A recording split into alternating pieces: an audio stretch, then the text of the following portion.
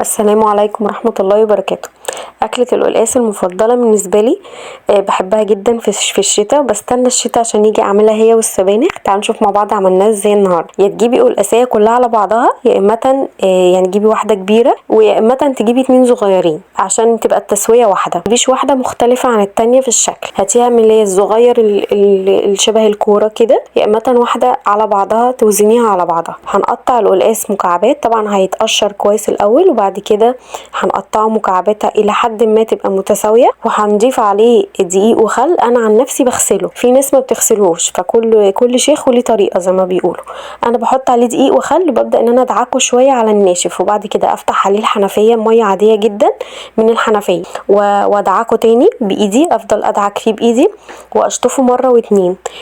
لقيت تاني فيه ماده ممزلقه، اللي هي الماده المخاطيه الممزلقه دي، ببدا ان انا احط له دقيق وخل تاني، ماشي، وافضل اشطف فيه وادعكه كويس لغايه ما تمسكي كده الواحده بتاعه القلقاس تلاقيها بتزيق في ايدك، خلاص ما فيهاش اي حاجه ونضيفه. عندي هنا سلق وكزبره، طبعا بتجيبي سلق وكزبره خضراء على قد كميه القلقاس اللي عندك.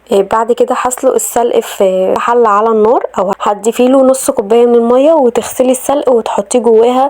الكزبره هنقطعها ونحطها في الهون ونضربها مع الثوم، او ندقها مع الثوم، او في الكبه. وبعد كده هنحط اللحمه على نار تتسلق، وبعد ما اللحمه تتسلق هنضيف لها المكعبات القلقاس بتاعتنا، وناخد جزء صغير من الثوم بالكزبره نحط في شوربه اللحمه مع القلقاس، وتبدا تاخد طعمها. انا هنا كنت بوريكم ان انت ممكن تبداي تفرزي القلقاس والسلق والكزبره والثوم، تحطيهم في اكياس يبقوا جاهزين على الاكل. انا عملت قبلها بيومين القلقاس والسلق والكزبره، جهزتهم في اكياس تلاجة وحطيتهم في الفريزر. بعديها بيومين رحت مطلعاهم من الفريزر ونزلتهم على طول في الشوربه، يعني اخدت القلقاس زي ما هو كده متجمد، ما خليتهوش يفك عشان ما يسودش، وضفته في الشوربه مع اللحمه. وكمان الكزبره سبتها بس فكت شويه صغيرين عشان ابدا بس افصلها، يعني عشان انا عايزه جزئين من الكزبره بالثوم.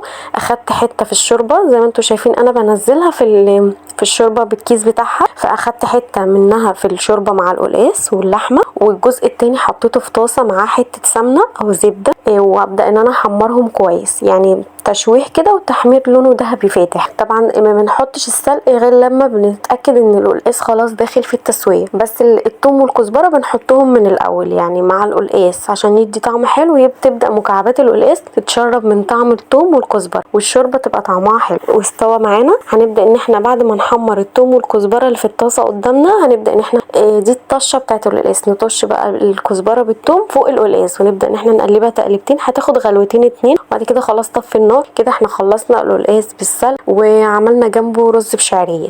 ده كده الشكل النهائي في اطباق التقديم. القلقاس بتاعنا استوى وطعمه حلو جدا وفي منتهى الجمال، وان شاء الله تجربوا الطريقه دي باذن الله وتعجبكم، ونتقابل ان شاء الله مع بعض في فيديو جديد وصفه جديده. ما تنسونيش في اللايكات والاشتراك وتفعيل زر الجرس. السلام عليكم ورحمه الله وبركاته.